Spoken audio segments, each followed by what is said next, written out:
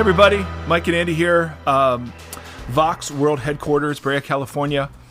We're grateful you're tuning in again, and it is a gorgeous day after a couple days of clouds. I know you're curious, middle of May. Yeah. 2017, about 75 degrees. Right.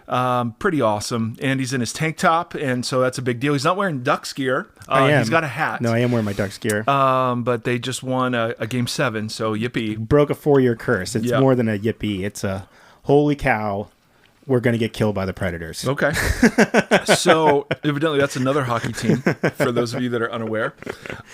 Today, we've got an interesting show. Oh, and by the way, thank you for those of you that have written in or texted, that have just you said you've been praying. That means a lot. Still in the thick of anxiety and depression. It's really bad today. And it's so encouraging, first of all, to know that, I'm not alone, because many of you have shared your stories. And secondly, want you to know you're not alone if you're suffering through some of this, and it just blows chunks. I hate it. So, but we just concluded an interview with a guy named Dan Koch, and he's part of an extended podcast family that we've referenced before. So, Andy, why don't you tell us first about Bad Christian? Sure. And Liturgist, because those are mentioned. Yes. And then talk about Science Mike, and then get to Dan and what he's doing. Just do like a minute and a half on it or something. Yeah, for sure. So over a year ago, for about the past 2.5 years, I would say that Bad Christian is a podcast made up of 3 guys that were formerly of a band called Emery. And they kind of were, they were a tooth and nail band. They kind of were known as a Christian band, but they started this show a couple years ago to really have huge conversations and tons of pushback in very crass, entertaining ways, I would say, but I wouldn't dismiss the reality that what they were talking about was really beneficial. Yeah. So they did a great job of having a lot of guests on the show to this day. They were ahead of this whole and podcast. I would argue they were ahead of entering the podcast space to be entertaining, but to really confront Christian culture and subculture. So Dan has been a longtime friend of the guys in Emery, and they had him on the show, I think Dan said like 8 or 9 times. Since then, the guys at Bad Christian have started spin-off shows, and so he's also been a guest on Matt Carter's show called Break It Down, where he talks about records in kind of a very detailed way of breaking down something, which is pretty interesting. So you have Bad Christian on one side that's been on a very interesting, somewhat entertaining approach, like as you might expect from the name. Then on the other side, you have this other podcast called The Liturgist, which is made up of Michael Gungor, who was known for the lead worshiper for the band Gungor, who's received tons of controversy and flack over the past few years. And then this other guy named Mike McHargue, who we've had on the show, also known as Science Mike.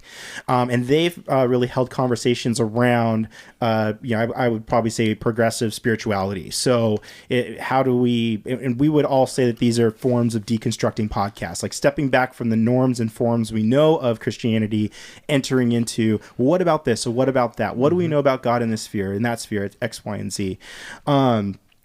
And so, and Dan had been listening to a lot of that stuff over the past few years. And as you guys know, Science Mike, who we had on our show, he has his own show called Ask Science Mike. Lots of people ask him questions, doubts, skepticism. He answers them in his kind of way. So Dan eventually, kind of pre-election, was just feeling like I need to have, he would come on the Bad Christian show and actually ask very hard, difficult questions. And a lot of times they just couldn't get answered. And Dan would always feel a little bit unfulfilled and was just like, I can't get to a place where I can actually have these big conversations with the type of people that might bring some answer or might bring some direction out of them. So he started with a show called Depolarized, which was a way to really confront both the right and the left in the political sphere and have guests on to bring compelling arguments and really hold a pushback and a middle ground to say, well, what about this and what about that? Like, how do I really appreciate the Trump supporter? Or how do I really understand how controversial Hillary might have been? So, I mean, those are very, very broad conversations. Yep. I've gleaned a lot of very social things. That's actually like social perspectives, psychological perspectives, and the dynamics of society. There's been some fascinating guests he's had on his show. Michael Ware, who we interviewed I heard him first on that show, and we were just absolutely enamored with and excited to have him. Yep. So he's launched a recent podcast called Reconstruct with his friend John Weiss. They have a band together called Pacific Gold that they play in. And so they've, similar to Depolarized, Dan has wanted to then extend his conversation out of deconstruction to then what does Reconstruction look like, and how do we kind of enter that space, which I was really excited to hear the first 2 episodes about. As Mike and I have talked a lot about, the idea that we absolutely give tons of permission for the process of deconstruction, the process of spiritual growth and maturity. However, we just didn't feel confident that we could live there. And so that we would want to, start looking at Jesus and seeing building blocks of like, well, what does it mean to hold faith? What does it mean to walk in it? And what does it mean to reflect it in community and embody what it looks like to be a Jesus person? So this is a really long interview. We're kind of interviewing each other, and I know it's long. But there's some really good nuggets in here. Yeah. Like if you can get through it, I highly recommend it. We talk a lot about our church, and talk a lot about some of the ways we've tried to form a community out of the podcast. I think it's really good stuff, and he's got a fascinating view on some things. But it's long because we're interviewing each other. Yep. So if you can make it through, I think you'll find it worth your while. Yep, absolutely. Andy, what number would you give this episode? 78. A 78 out of 10, which is incredible. I'm sorry. I thought what you were asking. What number episode are we on? I'm sorry. We're on 78. For me, ranking. Okay, for me, this is a 9 or a 10. Ooh. Mainly because I, as you guys will come out of this, hopefully, if you make it through the whole thing, I think we give a very strong comprehension of what we're trying to accomplish at Vox Community. So we've talked a little bit about it on other shows, and we've kind of highlighted certain values and things we do. But I think Dan did a great job of just arriving at certain questions of like, well, why is the Eucharist so important? Why is that center? How do you really have a church that doesn't make a stance on affirming and non-affirming? And so we get into a lot of that stuff as well. Yeah. So I think you'll enjoy it. Yep. Here we go. Here's Dan. Ladies and gentlemen, Dan Koch from Seattle in a wood-paneled room with a large beard. Coming at you live. A San Francisco Giant sweatshirt. My goodness. You and badly needing a haircut. Oh, what's that like? And there's some sort of, are those antlers behind you? What is that? Yeah, that was a birthday gift from my mom. My wife is not into it. She's a vegetarian, but they're just like from eBay, like someone else killed a deer. Perfect. Hanging, if you could just see the wood paneling, like they're 3 different sort of patterns of wood, and it just says, if Seattle were a house, it would look a lot like that, I think. Yeah, it's my studio. What's the scent that permeates that room with such fine-looking wood? Musk. This is a little bit embarrassing, but I've kind of gotten into burning incense recently, and I like the Incencio de Santa Fe, which is like wood. It's like pressed wood or like particle board, basically, that they infuse with like different wood scents, so it actually smells like wood smoke. It's so dumb. Oh my goodness. It's so awesome and like such a caricature. Yes. Perfect. Perfect. So we're doing something interesting. Dan is recording this for his podcast. We're recording this for ours.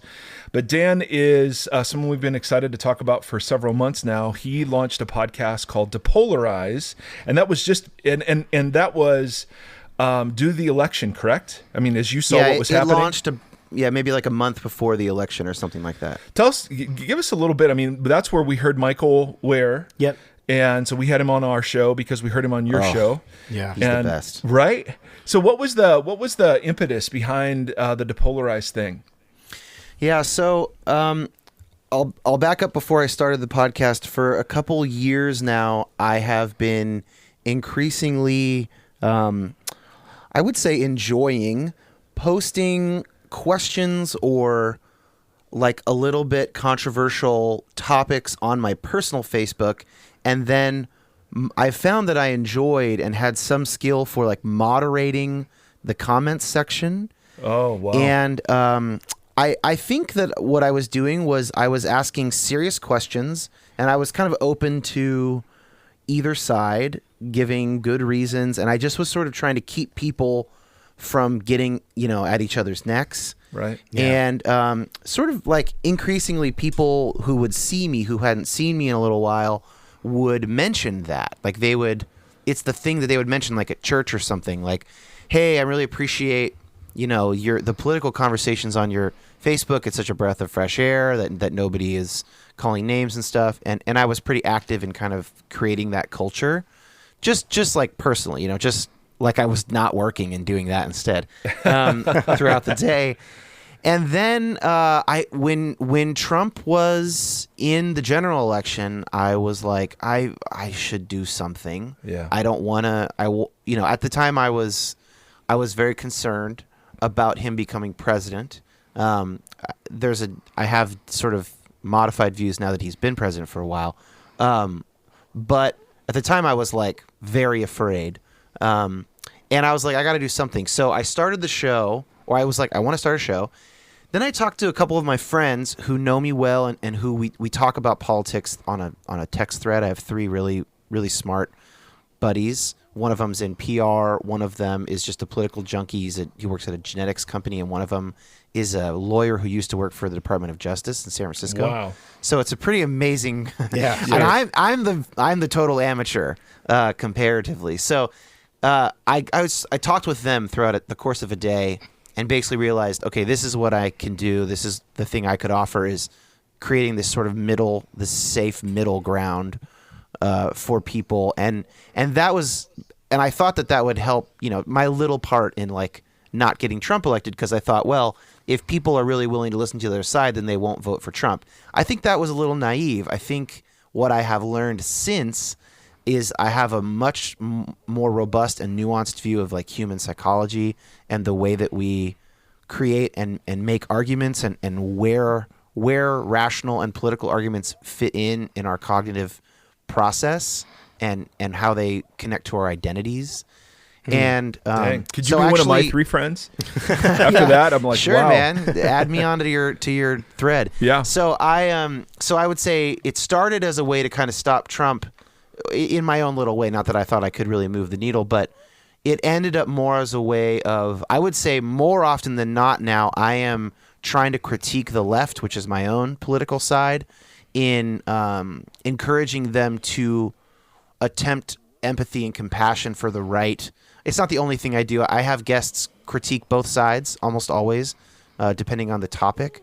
But I would say, if anything, I would say my main goal now, or what I end up doing, is speaking to my own people, roughly speaking on the left, and saying, hey, we have confirmation bias as well. We didn't criticize Obama because we liked him. I didn't, because I liked him. And that's exactly what I'm accusing Trump voters of doing, is not criticizing Trump because they like him. So, it doesn't mean that I agree with Trump. I think he will probably go down as one of the least effectual, most inept presidents in U.S. history, if not supremely damaging. But at the same time, I need to check my own biases, and I need to apply the same criticism to myself and my own tribe as I want to apply to the other side. Yeah. So it's this really cool middle ground where what you did on your Facebook, I didn't know about the Facebook story, but the podcast really represents that. So great job. And then you just launched something called Reconstruct. And we just did we started a Reconstruction conversation. Andy then said, hey, oh man, the depolarized guys are doing a Reconstruct conversation. And we're like, dang. So what was that journey like? Because you were involved with Bad Christian, right? Which is very well known in the podcast space. Can you tell us a little bit about that journey? Yeah, so I had been on Reconstruct, which is co-hosted by my friend John Rains, and it's kind of our dual brainchild. Does he live in Seattle? Because that's a great name. He lives in Seattle. That's a great name for him. And we, Rains, yeah. He's also from California. But so we had decided to do Reconstruct actually before I started Depolarized. Depolarized was the kind of thing that I could sort of whip together a 60-minute conversation pretty quickly. Reconstruct is more methodical. And so we had already been working on it. And that idea came, so I had been on Bad Christian as a guest. I've probably been on like eight or 10 times. And then recently I just did 4 episodes of Break It Down, which is Matt Carter's solo show. So maybe 12, 13 times. And a lot of times people would say, you should do your own theology podcast or whatever. So I was kind of thinking about that. But then John came to me with the idea of, yeah, but you and I disagree, and yet we play in a band together. At the time, we were playing in Pacific Gold together. And we hang out all the time. We have these bonfires. Every single time we have a bonfire with our friends, we end up drinking beer and talking theology till 2 a.m. And a bunch of people end up listening and like gathering around us because we don't leave a lot of room for other people in the conversation. That's probably why they're listening and not talking. Our fault. But so then we were like, yeah, kind of thinking about that. Like, that's unique. What would it be? And so we spent a couple months meeting pretty regularly and kind of hammering out what we wanted to do differently. We both listened to the liturgists. We had both listened to a lot of Bad Christian and Ask Science Mike. And we were just kind of trying to think, what's something unique we can bring. And so, broadly speaking, the uniqueness is we're not stopping at deconstruction. We're not just stopping at doubt. And we're also not just stopping with, well, here's what a bunch of like leftist deconstructed Christians believe, which, I think right now is kind of where liturgists is at. Mike and Mike are very much on the same page. They're far left theologically.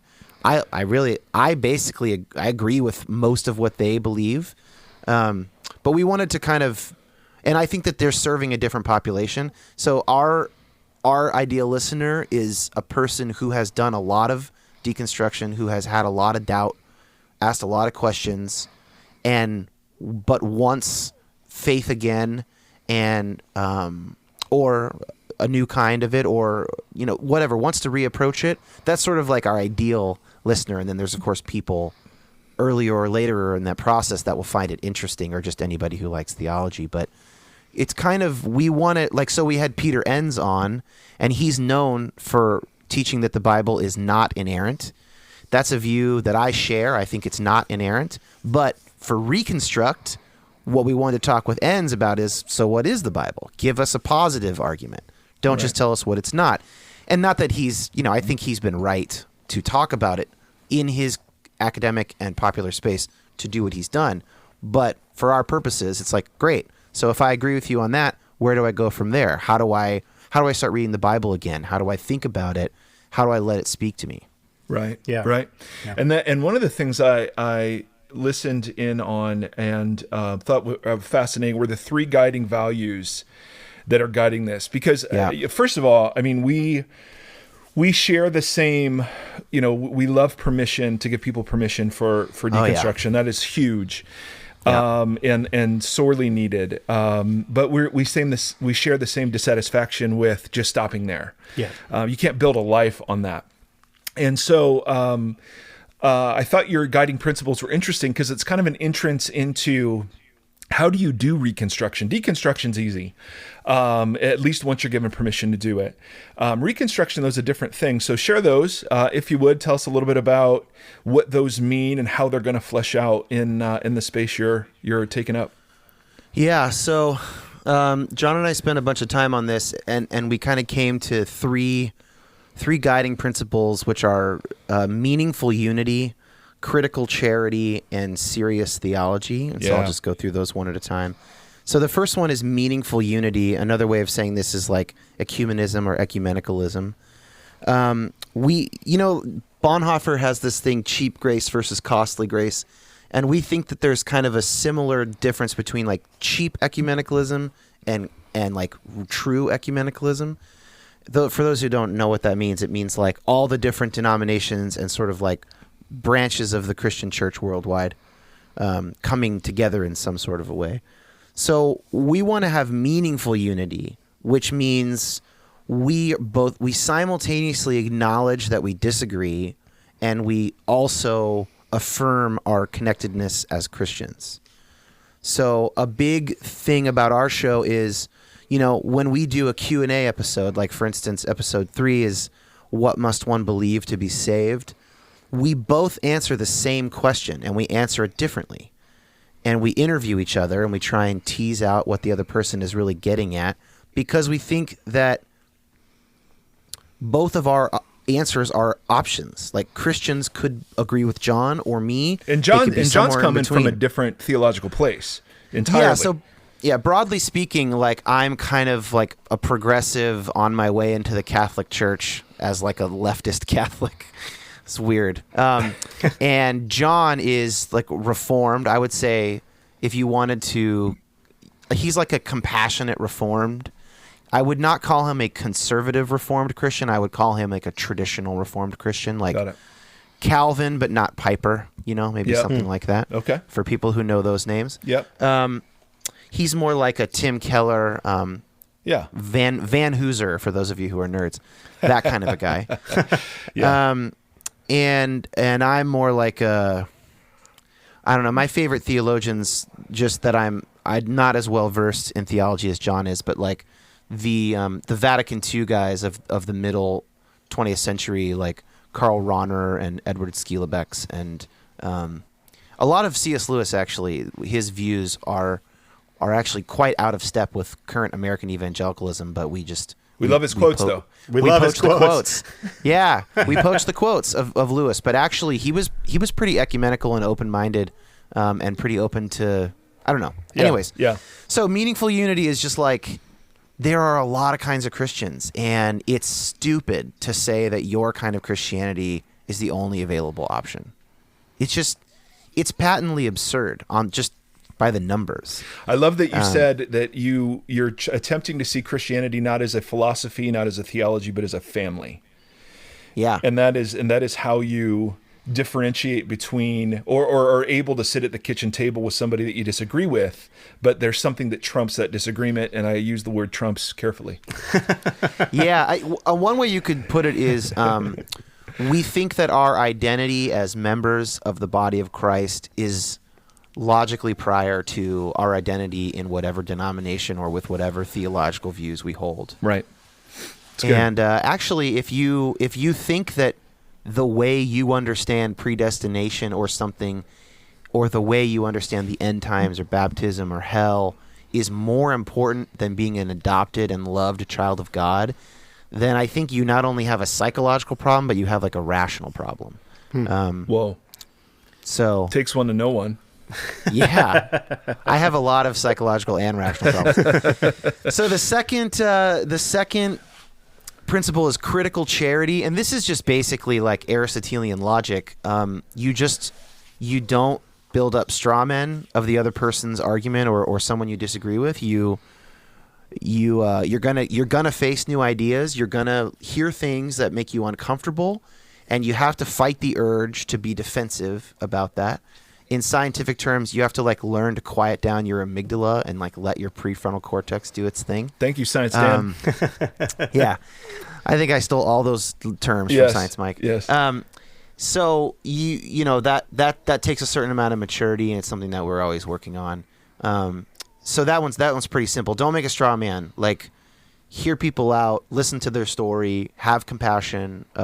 Attempt to hear them clearly. I also liked, I'm quoting you back to yourself because you're missing some really good stuff that you've said. Okay. No. I think Have I said it? I love it. Well, you just said you want to be both open and discerning about new ideas. So you hit the open, but what's the discerning bit? I love trying to hold those two in tension. Well, I think that it's just people, and I think that this is especially true. So I think you could frame this sort of in terms of right and left. People on the right have a harder time being open. Generally speaking, a naturally conservative person will have a hard time accepting a new idea. I think that's just sort of like the definition of conservatism, is to conserve something good that already exists. And people who are naturally liberal will tend to have a harder time being critical. They will willingly open their arms to the stranger and to anyone who has a story that might in which they might be a victim of some sort, and they will subsume their critical evaluation to their compassion. And so we just kind of want to find that line in the middle. He's depolarizing. He depolarized right there. Just right there. You know, there really is. I'm figuring out that there's so much connection between the two. Absolutely. The two shows in terms of the way I think about this stuff. That's one way of saying it. And of course, that doesn't mean every conservative, every liberal. I just mean if you're tried and true liberal, you're not going to have a hard time being open to ideas. In fact, you're probably like my transsexual Muslim, arts teacher showed me the light or whatever. I mean, like that's the kind of thing that a true liberal would be like, hell yeah, And then a conservative would be like, I don't know how to talk to that person, but they need to learn to be open, and they are critical naturally. So that's one way of thinking about it. But you could there's other ways. Yep. So that's the second. Nice. And then the third one is serious theology, which just basically means that's probably more a factor of intensity than it is like a value or a quality. Huh. We just want to actually get to the bottom of questions. And so, for instance, something that we don't want is just like a bunch of deconstructing Christians patting themselves on the back for questioning the man and the empire all the time. We also don't want a bunch of dogmatic conservative Christians patting themselves on the back for, man, sure lucked out that we have all the right answers and are going to heaven with jewels galore in our crowns, and man, those poor sinners who don't read Revelation right. So we don't want to be either of those. We want to use our reason as much as we can to identify, like separate out discrete issues and identify the real question at hand on any given topic. Yes. Mm-hmm. So what's the plan going forward? How do you see I love the ends example. I think are you going to be doing primarily interview shows? You're going to be doing a bit of both. How's that going to play out? Yeah, we have 3 episode types. 2 of them have guests. Okay. So if we have a guest on, we will either interview them on something that they know a lot about. So with ends, we asked him, what's the Bible for? We have Science Mike, this upcoming episode, and that's the other kind of episode where he tells his story of deconstruction and reconstruction. Right. So we want to give examples of people turning the corner, right? Mm-hmm. Yeah. And then the third kind of episode is like a Q&A thing where John and I will each answer the same question or 2 questions or however long it takes to get to a full episode. And that's the one where we kind of dive into a topic on our own, but we show this difference of opinion and we kind of hash it out a bit. So what's the goal of Reconstruction? In general? Yep. Oh, the goal of Reconstruction is probably something like, if you believe that God exists, it sure seems like you should make sure you have a relationship with him. And so even if you've had to deconstruct for very legitimate reasons, like I believe my deconstruction has been entirely legitimate, was not a result of sin in any way, I still lost ways of sort of like knowingly communing with God. And, by losing that language or by losing those practices or those habits, right, that was a stream through which I could go to have a relationship with God. And so Reconstruction would be to go, all right, I needed to go through this period of pain and doubt and whatever, but like it doesn't mean that I don't still want to be with God and to be in relationship with him. So that's what Reconstruction is. I mean, it's pretty simple. Right. Even to someone who's more skeptical about whether or not Reconstruction is possible, if they've really deconstructed and they are very unsure that anything could happen, you could still say it's worth a shot. I mean, it's still worth, like the person I believe the least is someone who says, yeah, I went through a lot of deconstruction and I just realized that like faith is all bullcrap. I'm like, oh, interesting. Yeah. Like, because almost all of our heroes in human history have been religious people. So that seems like a smug claim. And so, and immature, I think, which doesn't mean that it's easy to reconstruct, but it sure seems worth doing to me. Yeah. Wow, that's really good. Yeah. What role does the church have? I mean, what part of what we've been kind of tinkering with is we started a church out of a podcast because we felt like the church had a role, but the church has also been a trigger for a lot of deconstruction. And so where do you see that? Where do you see that fitting in? Well, I kind of want to, I have these few questions here that I want to ask you, and I think this might be a way to turn one around. I was talking with, I'd like to answer your question with a question.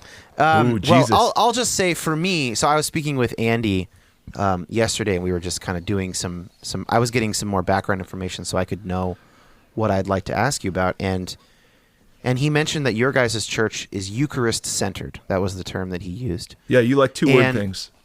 Yeah, I do. I'm all about hyphens. Centeredly. So for me, as someone who's kind of moving toward the Catholic Church, and I've been attending a liturgical church for 8 years now, a Presbyterian church, and for me, the sacraments really are becoming increasingly central to the way that I understand my faith. Yeah. And so that's one answer would be, sacraments can't happen alone. Yeah. The sacraments, I'm trying to think through them. I don't think any of them happen alone. Anointing of the sick, marriage, Eucharist, confession. These are all, there's probably more.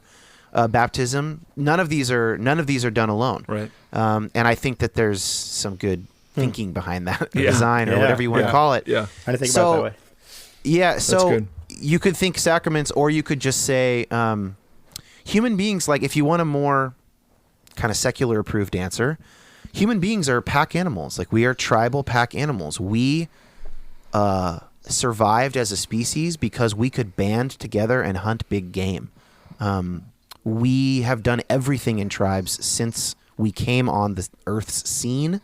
And even if you don't believe in evolution, it's obviously true. We're tribal. Sports teams, political parties, family clans, like Hatfields and McCoys in Kentucky, and Catholics and Protestants and Irish. Yeah, politics.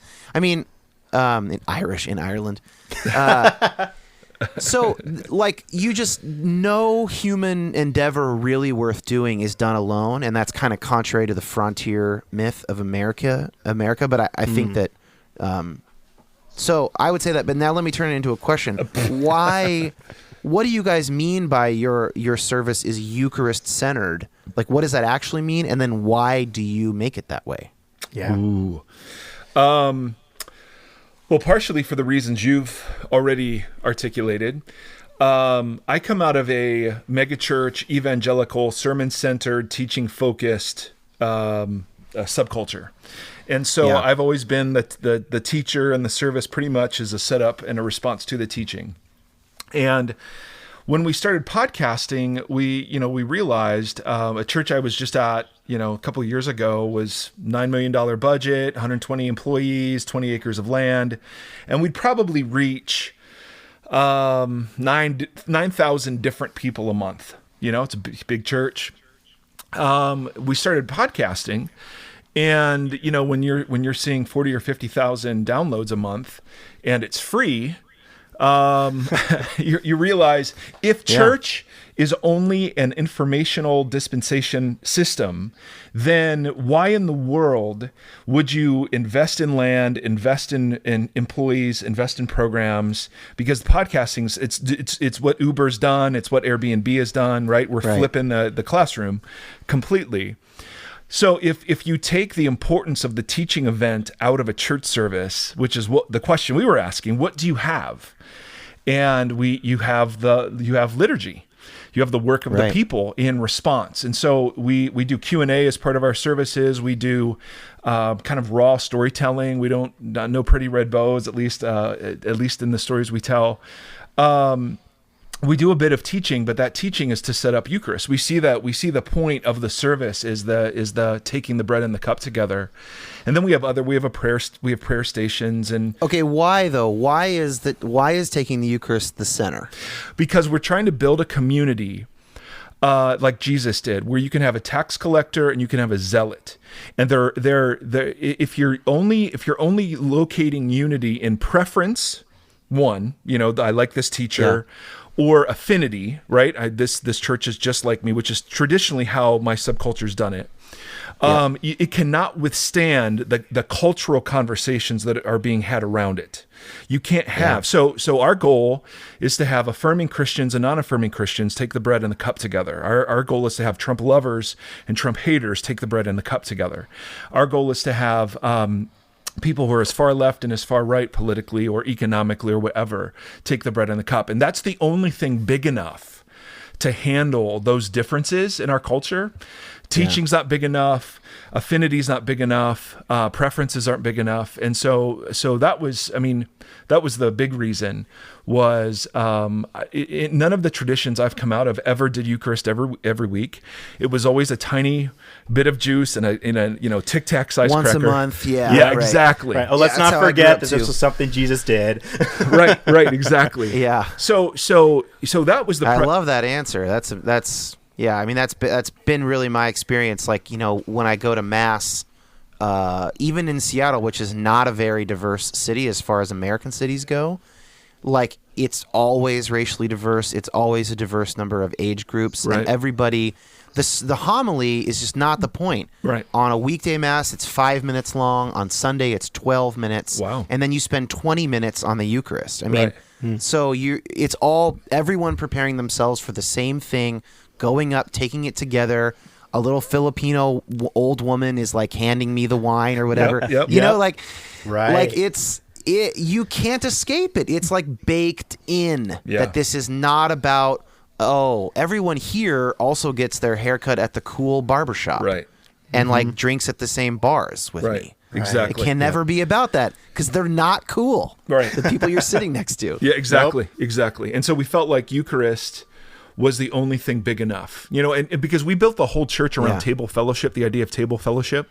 So we celebrate table in three ways. We celebrate table corporately, via communion. We do these things called table fellowships that are just dinner and conversation. We do those in lieu of small groups and Bible studies. And then our encouragement always is that you're opening your personal table up to your friends, your neighbors, people not like you. So for us, it's part of an even bigger picture of Jesus welcoming the outcast and the stranger, Jesus eating at a religious person's house. I mean, it captures, we think, one of the most distinctive parts of Jesus' work that is different than what the American church sort of represents and operates in. Right, like that. I mean, when that Heineken commercial recently dropped, for Did you us, see that? we were like, this is the exact picture of what we're talking about. But I didn't watch it. No, Okay. I enjoyed watching the Pepsi ad many times, replaying it for friends with commentary. But man. I didn't watch the Heineken one. yeah, So that makes me think about something that I've been thinking about a lot, and I wonder what you think about it.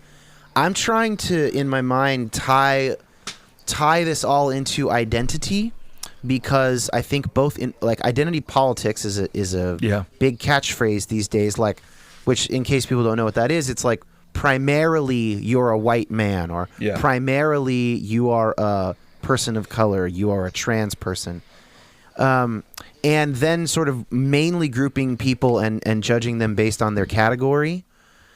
And I've been thinking a lot about Christian identity and what does Christian identity mean. And so what I was thinking of when you were talking is, let's say I go to my suburban Boise sort of white bread mega church, right? Okay, and everyone around me like lives in almost everyone who goes there lives in sort of planned communities with yards and lawns and SUVs, and everybody is white, and everybody shares the view of baptism and all these views, right? And we're not gay affirming. I'm just kind of picking an example out of my head. Yeah. Right. Then you could if you were a sociologist, you could go into that setting and you could do some testing, and I bet you would find that people's identity was partially shaped by all those things that they had in common. Right. Mm-hmm. Now, if you have That's instead a church full of people of diverse views and socioeconomic backgrounds and races and whatever, and if you try and make the Eucharist the center, then what I think has to happen, what ends up happening is the message you give your congregants is that your identity is in the Eucharist. Correct. Your identity is not in your shared cultural norms or whatever. Exactly. And you can frame that any number of different ways. One of the things we try to say all the time is the church should be a picture of the new humanity, right? And Paul's use of that phrase was in the context of people who have nothing else in common but this Jesus. And so, a small group of committed, same stage in life, white people, married couples with young kids is beautiful and helpful, but that's not the new humanity. So I absolutely agree with what you're saying. And, you can frame it in terms of none of us come worthy. This is where all of our other identities are relativized and subsumed under the identity of Christ in us, through us, with us. It also gives us the great opportunity to be reminded of our job description as followers of Jesus. We're to reenact this in the death to selves and being broken and poured out, for the sake of others as well. And so it gives us a lot of, it's like you spending 20 minutes on it. There's a lot to say there. You can spend 52 weeks a year just talking about what this means and what this is and how this affects us. And so totally think that is a good point in why we would do it. So I'll add that to my future answers. Absolutely. Solid.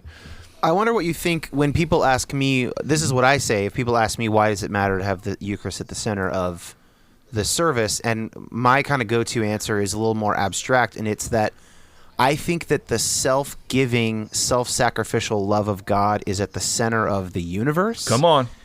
And that is most clearly shown in Christ's death, basically, which the Eucharist is the sacrament that he sets up for that, right? He's about to willingly accept it. During Catholic Mass, it's like, he willingly accepted his passion. And so I just kind of think that having the Eucharist at the middle of a service is a representative of the actual way the universe is. I like that. And so I like to be reminded, and it's sort of like, at what point in my life will I stop needing to be reminded that self-sacrificial love is at the center of everything? Probably never. Right. And for me, once a month is certainly not enough to be reminded of that. And so that's, I don't know. What do you think about that? Does that jive? Oh, I mean, that jives with me. I mean, I think both concepts intersect rather beautifully. There's a lot of us who come through Eucharist. I mean, that's kind of how I grew up in communion. Now, it's funny as I think about it. I mean, the small church I grew up in, we did actually do Eucharist and communion every single weekend. The funny thing was, I mean, it was like, but church was like 3 hours long. It was like there was a teaching for communion and then an additional teaching after the fact, and that's where they split the church, and then kids would go off and do their thing and that kind of thing there. So it's a funny way. Like I constantly grew up with hinged on the symbolism of communion, kind of in my regular and daily street sweeper. Yeah, street sweeper. Sorry, if you can hear that. That's okay. Yeah, of life, and so, but I think I've always carried the heavy symbolism, like really hinging on exactly what you said, just the atonement of life. Of this is what Jesus did, and this is just really fascinating sacrament to really engage with that and be reminded and remembered of that. And yeah, I think it deeply affects the way you walk through life when you have more of that consistent reminder of like if that's truly a picture of how to walk as a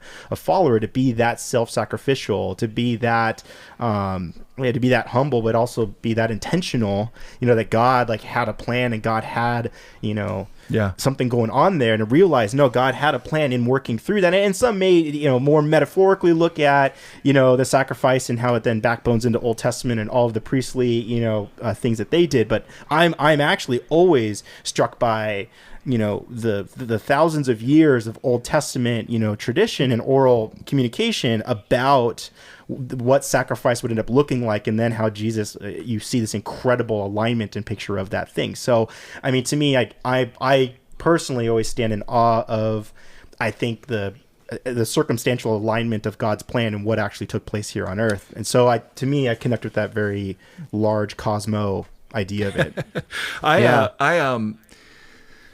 like how you say that self-giving love is at the center of the universe. It's very Rob Bell-esque.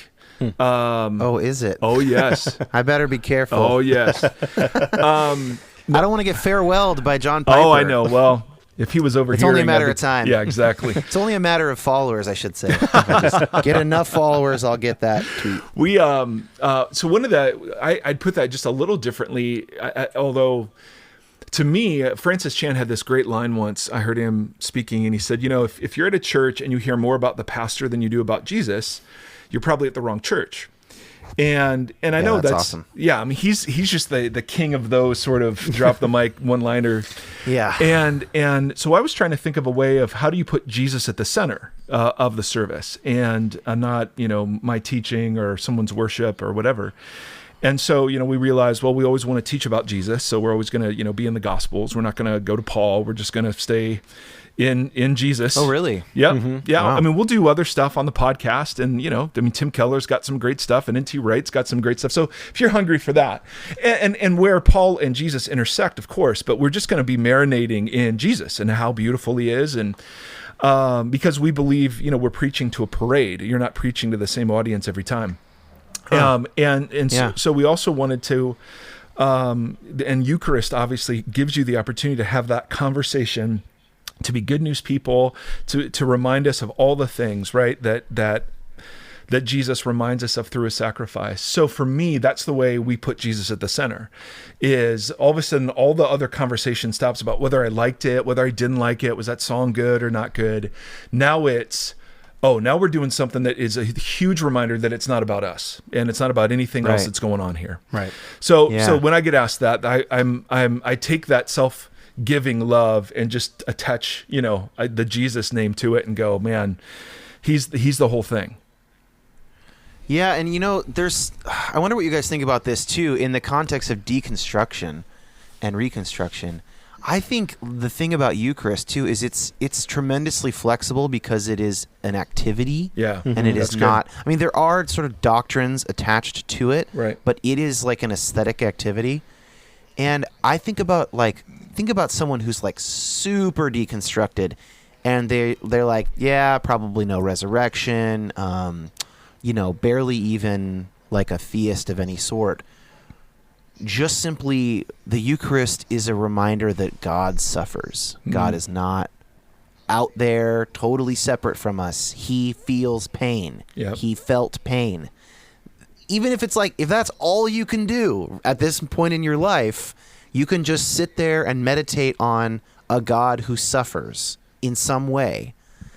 That can change someone's life. Absolutely. I mean, that can be a bridge back to something more, or not, or if it's all they can ever do, if it's all anybody could ever do is sit there once a week and be reminded that the God that they kind of believe in suffers alongside with them. That is so valuable. Yeah. Well, but we've and often... true. I'm sorry, go ahead. No, please continue. No, that's it. Yeah, I'm done. I was just going to say, so often, in the great irony in my tradition is that we've restricted communion to only those who are worthy of it. So we have to warn non-Christians. We've got to... I mean, I literally sat in a church service, and the pastor said, you got to get cleaned up first. And, I'm just about ready to throw a fit, right? So we practice open communion, which is very controversial in our subculture. Although we see no biblical warrant for, excluding anybody, except in Paul's particular circumstance where rich Christians were eating separately from poor Christians. That's what he condemns. And he doesn't warn non-Christians from taking communion. He warns Christians from taking communion. So it was a justice issue that he was addressing there. So all that is to say, the other reason we take Eucharist is because it, for us, not for everybody, but for us, it embodies the wide open call to share a table with Jesus, right? It's the tax collector, prostitute, Pharisee, all are welcome at the table kind of thing. And I think for a lot of people raised in, the kind of evangelical environments like myself, communion was this great thing that you had to get cleaned up for. And so your point about the deconstructed person sitting there, do they have the right amount of faith and doctrine and obedience to come up and at what point would you say, okay, they're good enough? I think the Eucharist, and again, Catholic theologians would disagree, and some of my own tribe would hugely disagree with some of these things. But I think it gives people the opportunity to come with whatever faith they're bringing and be received at the table. And so I think that embodies something that nothing else does in our church practices. Yeah. I mean, I don't know yet. I don't know yet how I feel about, because I am kind of veering Catholic, and that's one of the things I struggle with is like the open table of the Episcopal Church, which is like any Christian, right? Come up. I am very much more drawn toward that line of thinking, but I'm just kind of I'm withholding judgment on it for the time being. I want to ask you about. You mentioned this, having people who are affirming and non-affirming. I assume you mean of gay marriage, yes, or of monogamous homosexual unions or whatever. Correct. I have always thought that would be impossible, and let me just sort of say why, and then I would love to hear your thoughts on it. Okay. My thoughts have been that you can't have a church that rides the line between affirming and non-affirming, because the people who are non-affirming would because to me it seems like really the question of homosexual sex or gay marriage really gets to the core of the Bible. Is it inerrant, basically? Do we have to find a way to make sense of everything that Paul believed, or do we not have to do that because of reasons X, Y, and Z? That's my sort of take on it. Yeah. Just from my own study. And so therefore, if that's true, then you have the people who are non-affirming are like, look, I mean, I love what you're trying to do, Mike. It's great that you want to have an open thing. And yes, we're all members of the body of Christ even, but I believe the Bible is inerrant. And so I want to be somewhere where people believe that. And then on the other hand, if you are affirming, or especially if you're gay, you're just like, if you could choose between a church that totally is open to you and affirms you, and a church where the pastor maybe does, he doesn't really say, exactly, and half the people there don't. If I were gay, I think I would just totally be an Episcopal, no question. Right. I mean, as long as obviously they're individuals and maybe they don't like other things about the Episcopal Church, but I would think that I would want to just go somewhere that I was accepted. And so when Andy mentioned that you guys try to do this, and then you mentioned it here on in the interview, that really is fascinating to me. So I kind of want to hear you respond to that and talk about how you do it. Yeah, well, we've done a lot of work on it on our podcast. So we've spent a lot of time trying to do the depolarized thing, right? If Jesus would come and speak to us about this, he would confront both sides of the issue. What would he confront? Nobody walks into the presence of Jesus and doesn't come out with some renewal, some piece of this needs to change, some awakening. Anthony Bloom, the Orthodox priest, writes that every encounter with the real God is simultaneously a judgment and of some sort. A love fest. Yeah, and he doesn't mean judgment like Jonathan Edwards, fire and brimstone. Okay, he just means he's talking about prayer. He's talking about contemplative prayer, and he's like, you can't go into God's presence and not expect to have some aspect of you be confronted with something bigger and better. Exactly. And more just. Exactly. Yes, that's totally. so well said. Does not necessarily assume the rightness or wrongness of homosexual sex, but the point just being something. Right. Love will challenge you, however you want to phrase it. So what we tell people is we're never going to be an affirming church. We're never going to be a non-affirming church. We're not in that business. We're in the business of putting Jesus at the center and allowing him to order the sanctification of his followers. So everybody hates you then. Yes. Well, that's absolutely true. We've got plenty of examples. Yeah. But here's the fascinating thing. So yes, I get emails and articles and all sorts of things from both sides. We've had, but we've had a significant number of people who are either affirming or gay themselves say that we're glad you're not an affirming church, because a lot of affirming churches make their affirmingness the point of the church. And what they were interested in was something that pointed to Jesus. and that relativize that issue. So to me, the analogy I always draw is divorce, right? Jesus speaks clearly on divorce, and what the American church did with divorce is they just created a kind of don't ask, don't tell policy, and we don't deal with it. And I thought, well, that hypocrisy, of course, needs to be repented of. So if we're going to go after gay folks, then you've got to be consistent in all your other sexual ethic practices, disciplines, leadership, not leadership, and nobody is. The only thing that was consistent was this kind of don't ask, don't tell sort of policy in large churches because it's too big to manage. And tons of divorced like elders and absolutely. Deacons everywhere you look. Yes, absolutely. And which should have totally disqualified them from Paul's letters. Yes. And in some conservative churches that's been true, but in my tribe that's not as true, or maybe it's true for a very narrow band of people. Yeah. It strikes me really quickly that you could go two ways with that. Yep. One way is what sounds like you're saying, which is you can go the way of consistency. Yep. And sticking with the text. And the other way is you could go the way of, you know what? The fact that we've never done this on divorce or women speaking aloud in church or head coverings is actually points to a larger pattern or truth that, in fact, the Bible is not inerrant and we're sort of reading it wrong. And there's I probably think you can say you're reading it wrong and still say it's inspired. I'm not saying it's not inspired. Okay. You're not using I think there's I don't use inerrant and inspired as synonyms. Okay. I think they're definitely different. Okay. For instance, even the Catholic, Episcopal, and Eastern Orthodox churches all would define inerrancy as the infallibility, which is that the Bible always accomplishes its aims as relates to salvation of a soul. Yeah. Which is very different than like the Chicago Statement of Inerrancy, for instance. Yes. So it strikes me, though, you can go two ways. So the way that I tend to go is like, oh, we totally don't think Peter was right about slavery. We totally don't think Paul was right about divorce.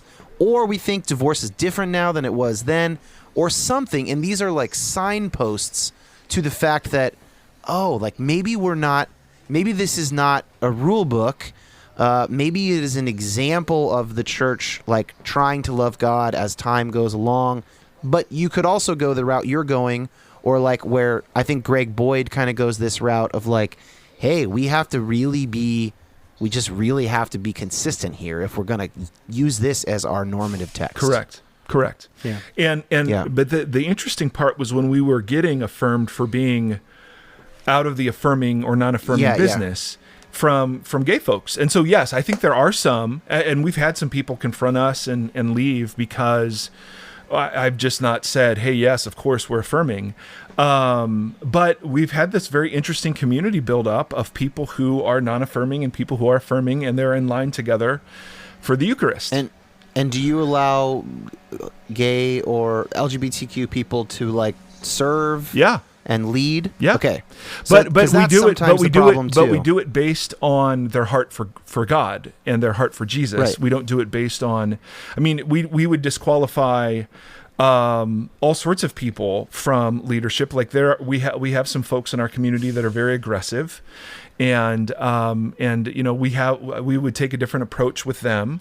In the same way, if you had somebody who was just gonna pick at us and crusade against gay people, we wouldn't give them the time of day. So we're very interested in peacemaking, not peacekeeping, which is a far different thing, as you know. And peacemaking requires people to live in this tension. So do the LGBTQ folks in our community have to give something? Absolutely, they do. You're pointing that out. But so do the non-affirming folks. They have to give something too. And right, like for instance, if there is a lesbian teaching their children Sunday school, they have to be okay with that. Right. Or one of the things we do when we recruit for positions in our church, we say, listen, if our target audience are pre and post Christians, for us, you can't have a flinch factor. You can't, if two dads show up with a kid, and so we actually have to de-church some of our folks to say we're going to treat them, unless you're interviewing the divorced mom, then we're going to treat them the way that we treat everybody else, which is they're welcome, and they're welcome at the table. Interesting. And we found a very eclectic tribe willing to live in that. Yeah. And that's, Wow. bro, I just think, I think it's remarkable. But the podcast has done a lot of that work for us. So it's not, so you're the people who've been with us know kind of where what we're trying to get at. We're not trying to be wishy-washy. I have a definite opinion on the issue. I've spoken a lot about sexuality, but we just think this is one of those things where enough really good, intelligent, God-fearing Christian people are disagreeing on this, that at some point you have to make room for the disagreement around the table, And the analogy of, if one of my 3 kids was gay, I mean, what do you do? Do you cut them off? No, we're family. We sit at the table, we hash it out, we disagree, whatever it is. But we stay family together. So that's been an interesting part of our journey, has been, again, and back to how the Eucharist can hold some of these disagreements in ways that a teaching can't, or personality can't, or preferences can't. So we're learning just so much in this space, because we don't have a lot of other communities we're looking at to try to make this up. But our folks have been amazing, particularly from the LGBTQ community, who, it would be much easier just to not, to skip that part and to just go to affirming churches. So it's been good. Anything you want to add? No, I don't have anything to add to that. I mean, that's like you said, well, now I'm adding. But that's been the walk, going into this. When we first, it must have been like month 2 going into this, and we sat down, we're like, I don't know, what should we do? And we were like, what did Jesus do? It's like, he didn't say prop 8 yes, prop 8 no. He didn't say affirming, non-affirming. And obviously it's kind of some of the affirming argument is like, well, Jesus never talked about it, but you don't use that then to be affirming. It's rather than like, well, no, we walk into it where it's like, we talk about both. We don't discount them. We just talk about both. And can you critique both? Right. Can you critique both sides? And obviously both sides need critiqued, right? Yeah. So Jesus wouldn't come. It's exactly what you said about Father Bloom or Anthony Bloom. Anthony Bloom. That idea that we come into the ravishing love of God and nobody escapes without something. And so we're just not going to prioritize, because I've just learned, you get people into the sphere of the Spirit of God, the community of God, the Word of God, and the sacraments. Who knows what God's going to do, right? We just don't order their sanctification for them. So there's so much going on in my sanctification. I have hardly, any room left over to worry about anyone else's. So it's, Dan, it's been an interesting thing, because we are trying to depolarize and reconstruct in this space very, very tangibly around some of these issues. Women in leadership, right? We let women preach and women lead in all capacities. And see, that's interesting. That strikes me as an issue you can't withhold on like you can with affirmation. Yes. Right. Yeah. You couldn't have a private view that God did not want women to preach and then let them, like, that would be, you'd be being untrue to yourself or your convictions if you did that. Right. Mm-hmm. Right. So that's interesting. That's one where you just sort of had to make a call. Yes, exactly. Yeah. For the community. Yeah. Right. Yeah. Whereas this one, we don't make a call for the community. Yeah. Yeah. Right. You got it. And that's a tough, because we're held accountable for our leadership of the community. So what calls, so you either overpack it or underpack it. You overpack so many doctrines that you become a fenced-in organization. Our view is, no, we want to be center-focused, and we want to, the old analogy is that you either can keep cattle in by building a fence or by building a well. And so we want to be well builders. So we're just marinating in Jesus. And the thing that's so funny, Dan, is our people are incredibly responsive, and they write. We have this prayer wall, and they put like prayer thoughts, requests, comments in, and the stuff that God's doing in them without us having to talk about it has just been remarkable, because we're not a big, like, here are 3 applications, for this week, or, here's what you do next, or how. We don't ask the how-to questions. We just ask the, man, here's how beautiful Jesus is, sort of thing.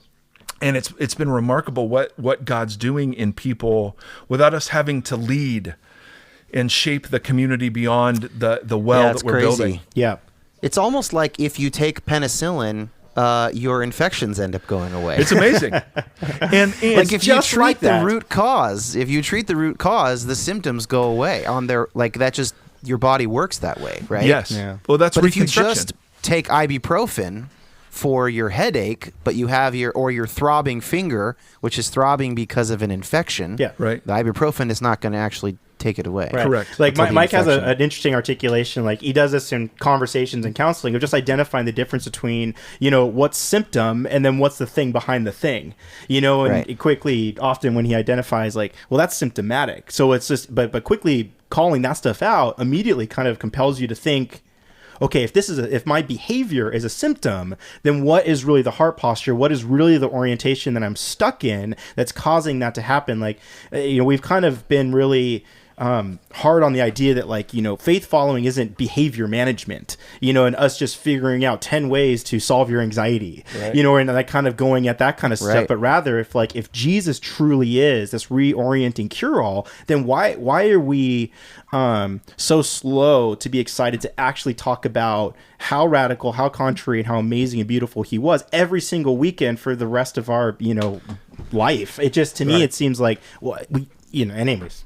We try to distinguish between the gospel of Paul and the gospel of Jesus. Yeah. At least the way it's been presented. Paul and Jesus preach the same thing to radically different audiences, but it's been so interpreted through the Reformation, and this is where John and I would go round and round, right? About, the Paul that we've got isn't the Paul that was Paul. But we've been handed a gospel of Paul that most naturally leads us to talk about what happens after we die, whereas the gospel of Jesus hardly mentioned it. Well, you and John's more of a N.T. Wright, New Perspective guy, so you might he not is. disagree Okay, good, as good, much. good. Yeah, Okay. as you think. Okay, fantastic. Because I think Yeah. that's been the gift of those guys, has been to say, Yeah. hey, Paul was a lot more Jesus-y than I think anyone realized. And a lot more Jewish. Yes. Yeah. Yes. That's what I mean. So anyway, man, it's been an interesting journey for us. And so when we find people like you who are trying to occupy that same space, who are honest about their own biases and are willing to be critiqued in the same way we're critiquing everything else, I think that's a really refreshing thing. That's why we wanted to talk to you. And Well, I appreciate that, but it's easier to do it about politics on a podcast than it is week in, week out in a church setting where people feel like their very souls are on the line. Yeah. Right. But yet, I feel like we couldn't do the podcast without that. Like it's just too easy to take shots at the failures of the church. With politics, man, you could totally do that. I would have no problem, sitting in a room. You're not saying that I need to run for office. In order to have a clear conscience. Correct. Right. Correct. Although I think it's more open to you now than it ever has been. I think the bar is so low Oh, gosh. that Oh wow, yeah. Dwayne Johnson is good news for us. Speaking of the bar being low, I'd really like to talk about white evangelicals and Trump from both of our perspectives. Okay, good. Yeah. Can I got to pee though really quick. Do it. Okay. I'll be 1 minute. Okay. He's drinking coffee and he's in Seattle and so we're just going to kill some time. Yeah. So Ducks won. Oh boy. That is killing some time. Absolutely. Oh my word. So brothers and sisters, we wanted you to be introduced to Dan, to the Reconstruct podcast, because we know some of you are living in that space. Depolarized was really interesting. Who else has he had on Depolarized? Do you remember? Because you listened to, I think. Yeah, I've listened to it a bunch. I'm not going to be able to drop names because a lot of them are political figures that are in a lot of different political parties. But I think Dan's done such a fantastic job of bringing people from both sides of the field and bringing compelling conversations. And likewise, Dan's done a great job of kind of sitting in the middle and pushing back. And Dan's kind of approach hasn't been like, well, I'm going to be an independent and push back. It's just like there's some moderate middle ground here where we must find some kind of commonplace on what to do with this country, but what do we find terms on agreement? Yes. And so I've really respected that that's the posture that he sat in. And so, hey, look, he's back. Oh, whoa. Hey there. Whoa. Did you wash? No. Okay. All right. Excellent. I know what I touched. Right. Exactly. Right. I know when I took a shower. Do you guys have time to do another Absolutely. 15 minutes? Okay. Yeah. I got to go a little after 11:30. So white evangelicals and Donald Trump. That's probably the single biggest statistic that speaks to where American Christianity is at of the last 5 years. I would say that 81% number. And we talk about it a fair amount on Depolarized, just if it comes up with people of faith. But I'm really curious what your guys' experience has been, because you're trying to have this middle community, and you come from, you guys, you're like in Ronald Reagan land, Orange County evangelicalism. That's changing, but it still is true. At least in the evangelical subculture, it's predominantly conservative. Yes. Yeah, and especially the baby boomer generation. I imagine it's still very much that kind of mindset. So, what how has Trump's, when that number came out, which is exit polls, right, the next day, so November 9th or whatever. We've had 4 or 5 months with that number now, maybe 6. Yeah. What has been the conversation amongst your podcast listeners or the members of your church? I'm interested. Yeah. Andy, you want to lead off? All right. I don't know. I mean, I could say that the conversations we've introduced, as far as speaking to that scene we've come from, we've seen tons of activity on both sides. I mean, as far as if we look at our Facebook comments and things Mike has said on Twitter, I mean, it's people accusing us of drinking the liberal Kool-Aid to, libtards and immediately it's all the false dichotomy type of stuff. The second you bring up a conversation that demands it, you're accused of an identity. And so it's like, that's, I think what's been fascinating for us is actually maybe the illumination of seeing how much that identity has played such a large role in how people see their morals play out. At least for me, I think that's what I've seen. Like, not so much seeing, I've kind of looked past the fact that, okay, you're for Trump, but then realizing how much more of your identity is wrapped up in all the stuff around that isn't really playing through in your Jesus following. And that's been the more compelling conversation for me. Yeah, that's the conversation. Yeah. Is that people have been so wrapped up in politics that they're willing to compromise the beauty of Jesus to make their point. So for... Do you find that on the right and the left? Yes. Yeah. Absolutely. Totally. So can you give me an example of each? Sure. You don't have to name names if you don't want to. Oh, no. So we take questions in. People text whatever. I mean, anything they hear in a teaching, anything they're singing. And so right after the election, we got a bunch of anti-Trump questions.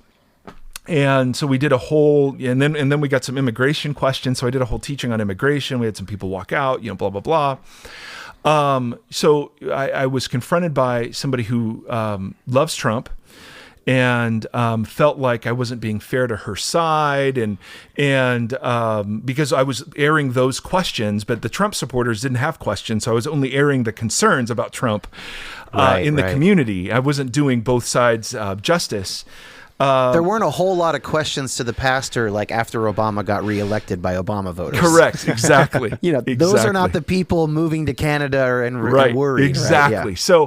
So, but there was this sensitivity to the fact that it felt like something was being advocated from stage, and this person felt comfortable enough to come up and say, "Hey, man, this is. I wish you just frame this a little differently." And so I thought that was a really interesting dynamic that went on in our community. We had a dear friend resign from our board because I was being critical of the evangelicals' support of Trump. I was just saying, you guys are a bunch of hypocrites, right? Hillary's got character flaws, but Trump's okay, and he's God's candidate. And so I was just throwing a fit, and we lost, and we were getting so much blowback on social media and name calling and all of this sort of thing. And I wasn't even critiquing Trump. I was just critiquing the fact that here were a bunch of evangelicals saying this is God's candidate, and then critiquing Hillary for character flaws. I just thought that was a fascinating sort of thing. So, so we saw it. We saw it in both directions. We saw the community trying to hang together, where people were asking questions legitimately. I'm fearful. How do I live in this?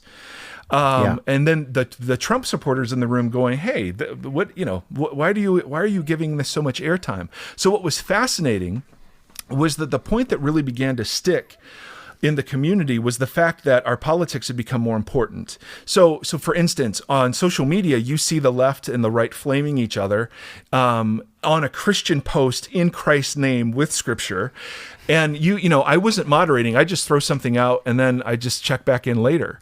And so we saw this ugliness, right, that everyone is seeing on social media towards each other, where the exact thing the Eucharist was supposed to remind us of has been pushed away.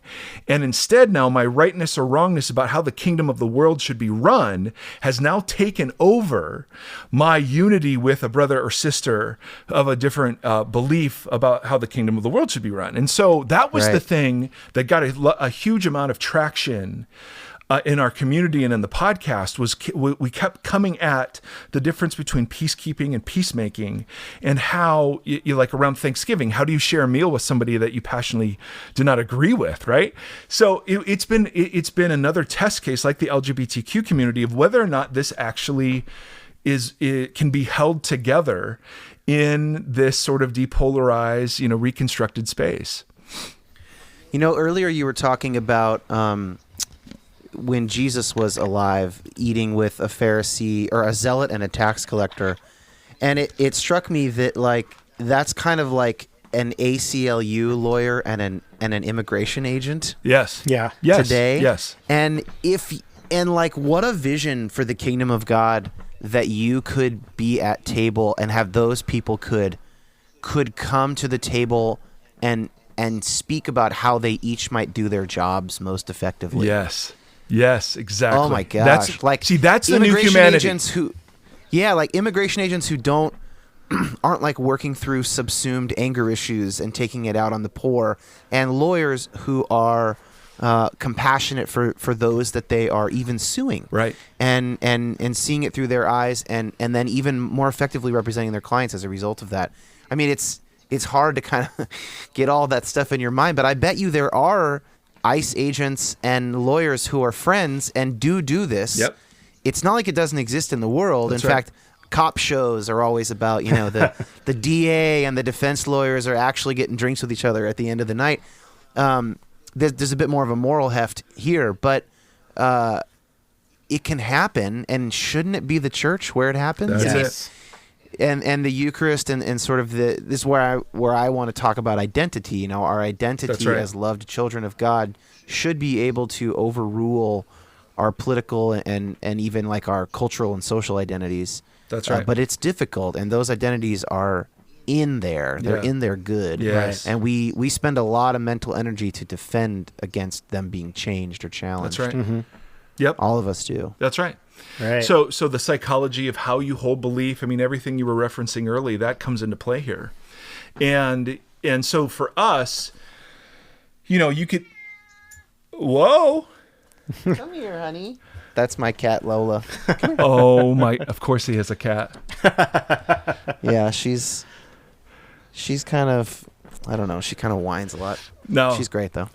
No, so I'm just making the same point again about when you get confronted with Jesus, the real thing, in an unfiltered, unvarnished way, even the politic question, quickly goes out the window. And so the thing that's been the most encouraging for us is what instead of building a church on homogeneity, to try to build a church on something else has been really, really, now we're not as diverse as I'd love it. And, so on, so on, so on, but we're way more than I've ever been, in a community I've been a part of. And so it's been really, really interesting. That's why we love the space you're in. We're trying to do that too.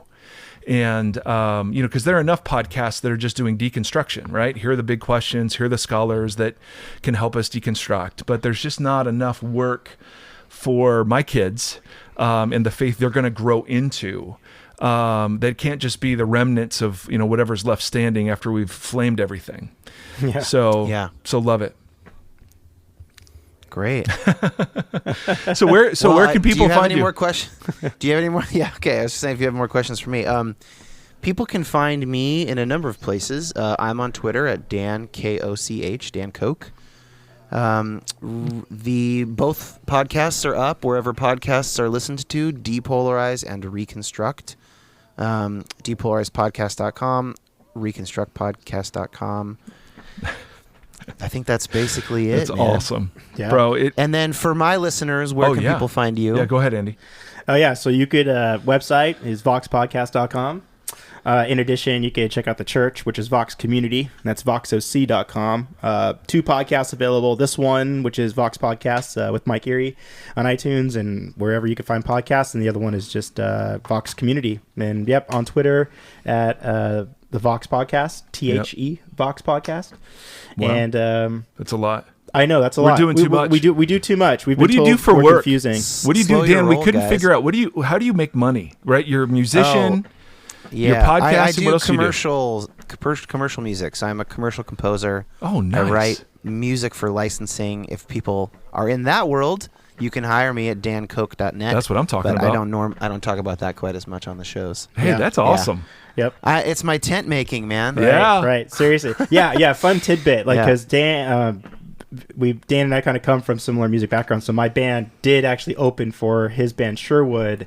I mean, it had to have been married for 7. I mean, probably this was almost 10 years ago. Wow. So up in San Luis Obispo at this pizza brewery place. I can't remember what it was called, but and then Slow Brew, man. Yeah, that's right. Yeah. That's what it was, Slow Brew. Yep. And then we also did 2 other shows with you guys at churches in the area. So we opened a couple church shows and then played with him at this random brewery. So it's a really funny full circle 10 years later to come around Full to circle, it. man. It's cool. Yeah. It's really cool. Well, and Bad Christian Guys, I toured with them when they were in Emory 11 years ago, and that's how we became friends. And it's a bunch of us ended up in this weird sort of netherworld of podcasting. Yeah, absolutely. Very cool. So anyways, hey man, it was fantastic to have you on. Thank you so that much was for really your time. great.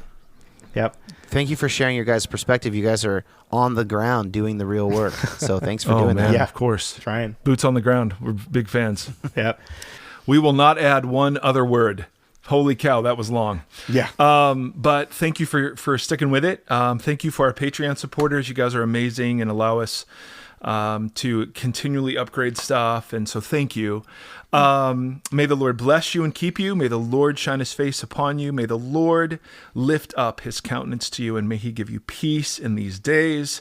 Blessings upon you, my friends and brothers and sisters. Until next time. Hey, thanks for listening to the Vox Podcast. Learn more about us at voxpodcast.com. Follow us on Twitter at the Vox Podcast, and now support us on Patreon at patreon.com/voxpodcast.